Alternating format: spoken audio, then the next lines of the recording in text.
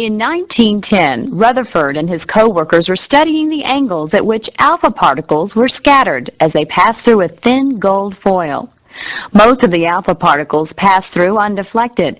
However, a few were found to be scattered at large angles, some even back in the direction from which they had come. This meant that they had collided with an object much more massive than the alpha particles themselves, yet so small that only a few alpha particles encountered them. This atomic level view shows what is happening. Most of the atom is occupied by the low mass electrons. The nucleus is small and massive. When an alpha particle encounters a nucleus, it is scattered at a large angle.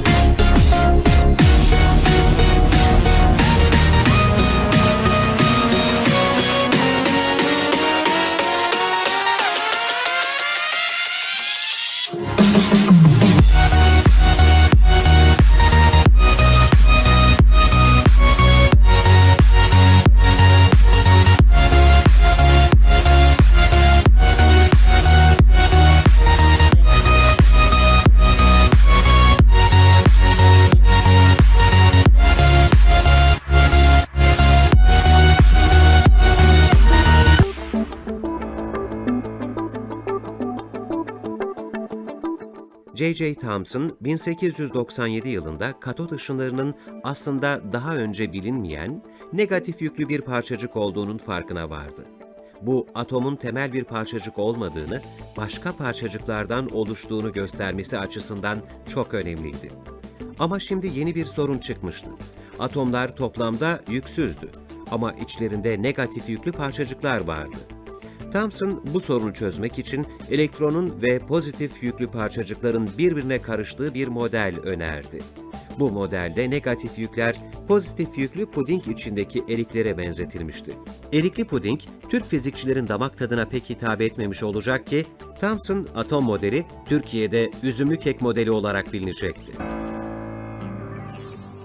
X-ray technology utilizes high energy rays that can pass through certain body tissue and create imagery vital to diagnosis and treatment. The X-ray machine is composed of an X-ray tube that contains a pair of electrodes or conductors called a cathode and an anode. The cathode is a filament that releases energy with the introduction of an electrical current, much like that of a light bulb. The cathode energy is released in the form of electrons. The anode, located on the opposite end of the X-ray tube, is a disc made of tungsten, a material that attracts the electrons. When the electrons released from the cathode come in contact with the tungsten, they release energy in the form of photons. These highly energized photons are channeled through a lead cylinder and a series of filters, creating an X-ray beam. The X-ray beam is a high-energy beam that can be absorbed only by dense body tissues, such as bone. During an X-ray, a radiographic film is placed behind the patient, and the patient is placed between the film and the X-ray machine. The X-ray machine then focuses the energy beam at the specific area of the patient's body. As the X-ray energy passes through the patient's body, the photons of the beam reach the film and cause a chemical reaction. The areas where X-ray energy passes through the body become black, while the areas where energy is absorbed by the bones appear white. This process produces a radiographic, which is commonly referred to as an X-ray.